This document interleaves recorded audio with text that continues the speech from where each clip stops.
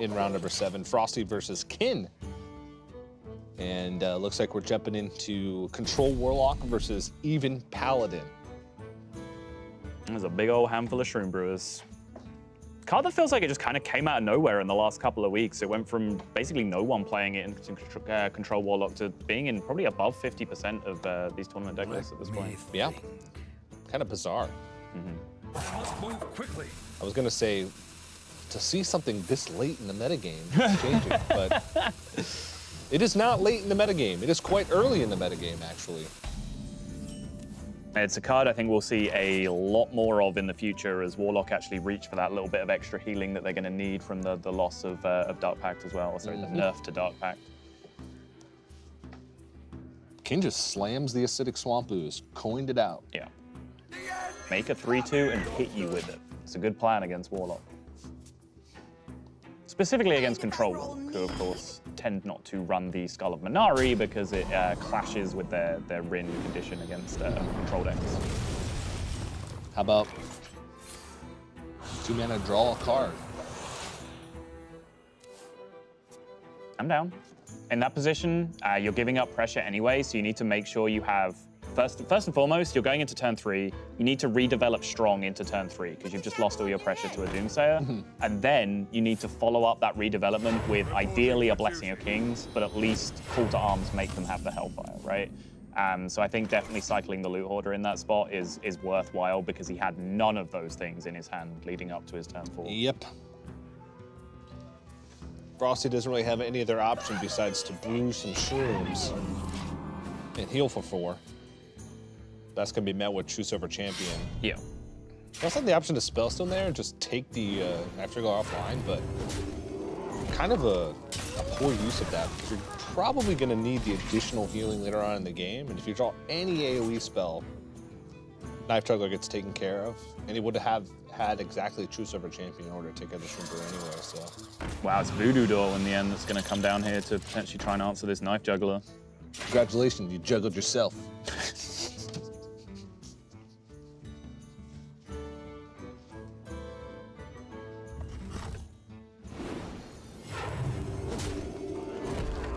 Glad you enjoyed that. I really did.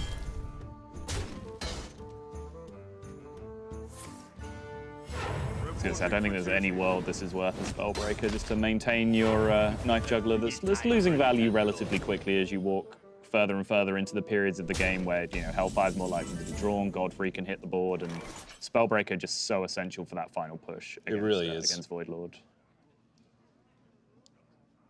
You either got to Spellbreaker it, or you got to get that exact Seize Equality Avenging Wrath lethal that kind of abuses the Death Rattle trigger orders and forces through a ton of damage. Which is a tough thing to do.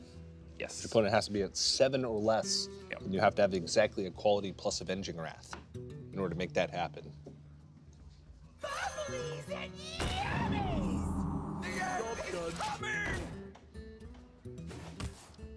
Kin just really struggling to get anything going here, but the byproduct of this for FroStee is that he's now getting outvalued by Even Paladin, because he's played out his curve so aggressively just to relinquish so much pressure, hasn't been life tapping. And now even without Kin playing a Call to Arms, which is one of your biggest value engines a lot of the time, as well as tempo, he's actually just in a spot where he's being outvalued by the aggro deck, and that could potentially come back to bite him here. He's being still so aggressive with his cards, answering these board states. Which is weird, since he has Twisting Nether, Void Lord, and Blood River Gul'dan. Right. I think he probably just thinks, well, hey, these are the cards I need to win. If I play a Void Lord and then play Blood River Gul'dan, I'm good to go. Sure. That's not the case. Even Paladin, while it's aggressively themed, sorry, it is not an aggro deck. I misspoke. I apologize. I feel like I let you down. I would like to go on the record to say that I do believe this is a very mid-rangey deck. I think calling it an aggro deck is oversimplifying. It can go very, very late against a lot of different decks, and Control Warlock being one of them. I frankly find it quite offensive. I wish there was something I could do about that. How dare you assume my archetype? You know what? I take it all back. I didn't even mean my apology. I don't care that you're offended. Out. Well, bye. It's been fun.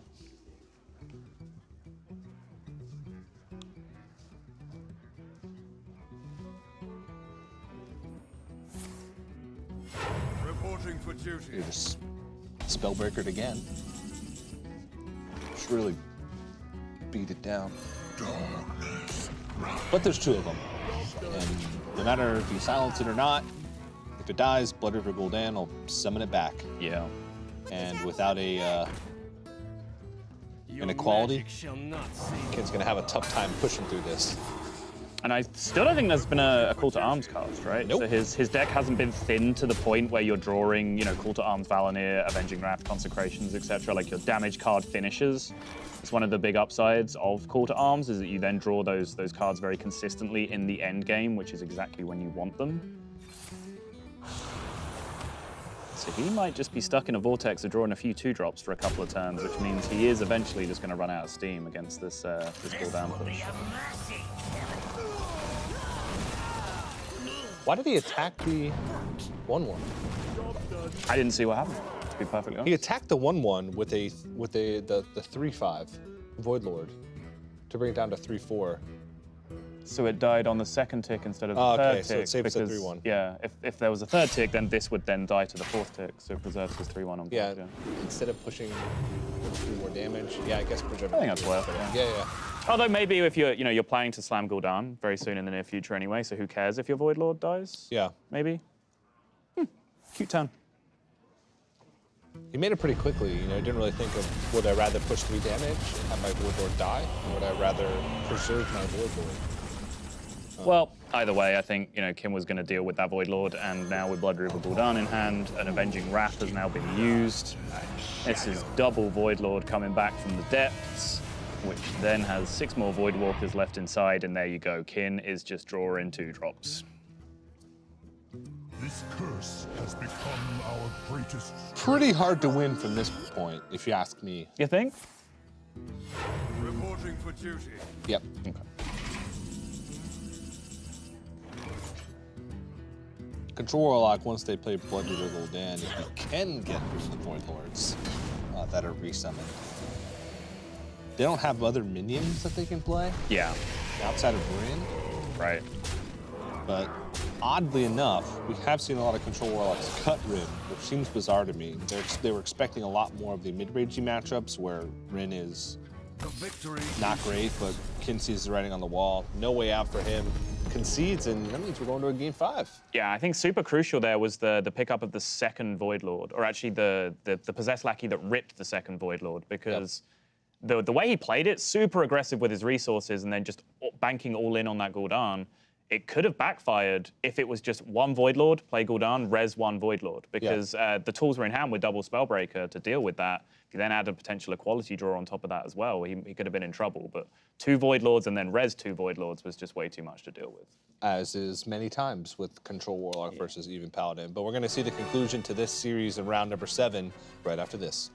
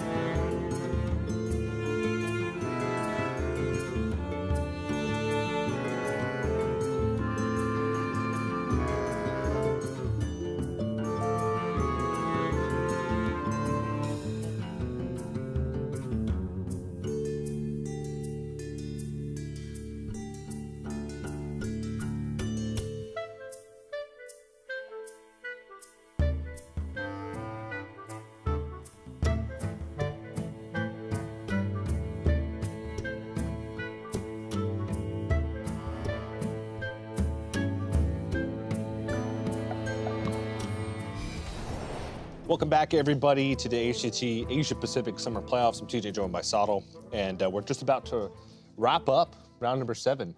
This is the final match, and it's going to game number 5 between FroStee and Kin. How you feeling?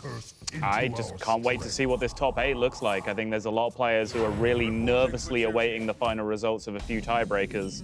But before we get to that, we have the not insignificant matter of this Shaman deck coming out from FroStee.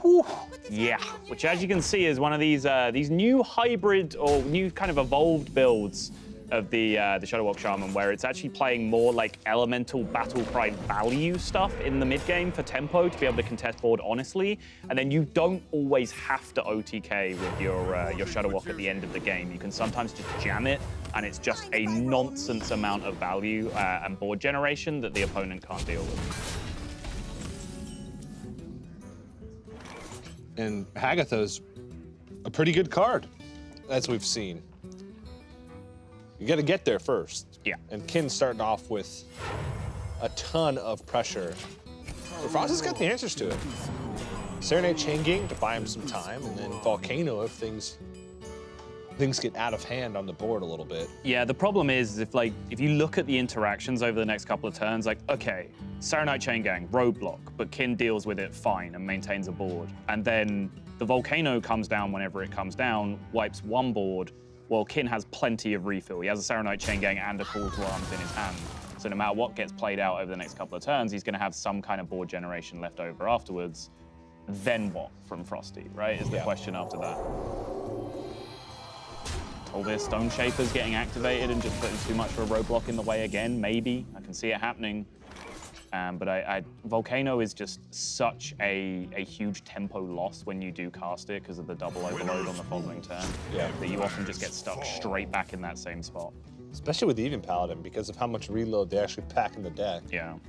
Even without like the Dry Gulch Jaders now, which were like one of the big reloads previously, you're just getting some 1/1s down and threatening those Tarins or Light Fuse Stegodons. Even with that package cut, they can still just keep going for so long. Wow. Wow. Reporting for duty. Quad Juggle on the minion. Missed 0.5 damage now.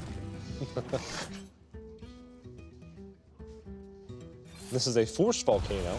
Yep. He's playing 11-12 on the board in terms of health, so he's fine, gets the full clear, but yeah, this is a problem. Just essentially free turn for Kin to just jam whatever on Earth he wants.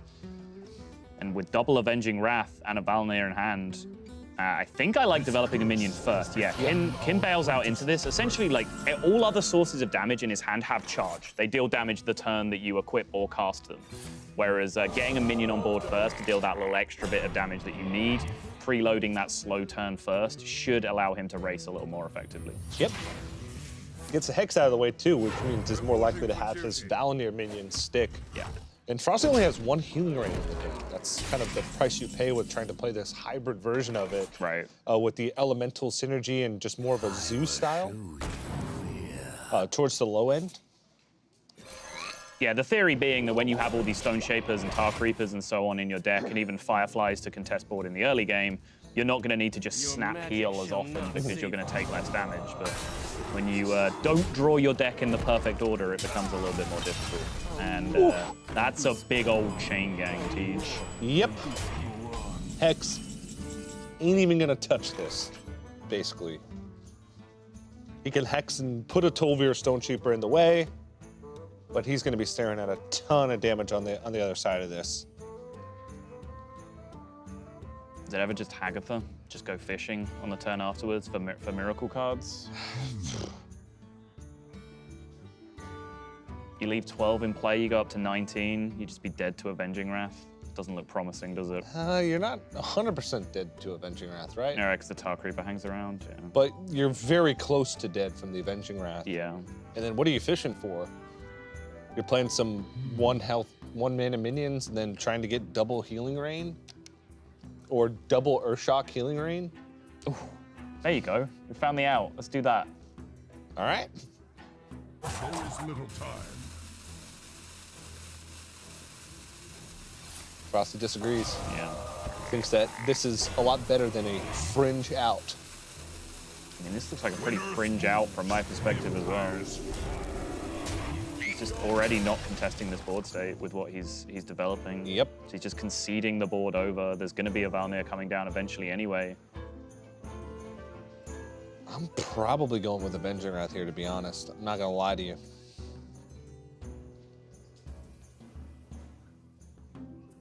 That's good. There's one promise I would need from you, TJ. It's that you would never lie to me. I didn't say never. Oh. Well, This then, very moment, I didn't. will you make me that promise? Nope. Well, then this relationship is over. I'm packing my things and I'm moving back in with Raven. One of the most fun things to do is to lie to you, Subtle. Raven does it every time he compliments you. It's true. On both occasions that happened, and it just didn't feel genuine.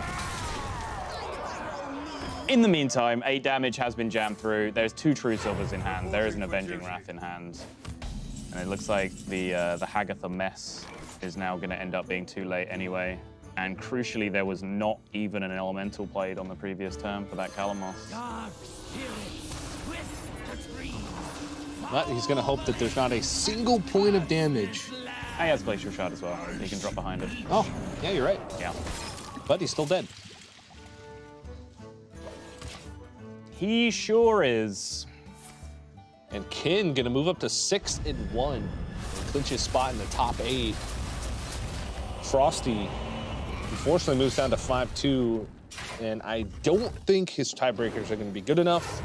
He lost pretty early on, but losing in the final round of Swiss is a good thing because you're facing against an opponent with a 5-0 record, so he's going to be close for him. Yeah, and crazy to see it come that far with the Shadowwalk Shaman. I think the only representative of Shadowwalk Shaman in this tournament, and that deck, that card has been a roller coaster of emotions. It was released, the entire Hearthstone community freaked out like I've never seen them freaked out before. Said this will be nerfed in like 48 hours. It's the most broken card I've ever seen in Hearthstone history.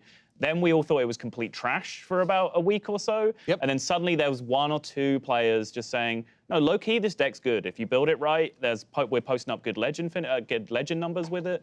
And now here it is, making it a run deep in tournament again. It was almost like the actual thing that happened was an article filled with over-exaggerated hyperbole, but that was the real thing. It's like someone doing a bad impression of mocking Reddit. Like that's actually what happened. That's actually right, what happened, which is pretty interesting to see. But we'll see if we're going to be seeing that Shadowwalk Shaman in the top 8. But round 7 is over. We're going to have to go to a quick break before we reveal the top 8 and get into our initial matches. So don't go anywhere.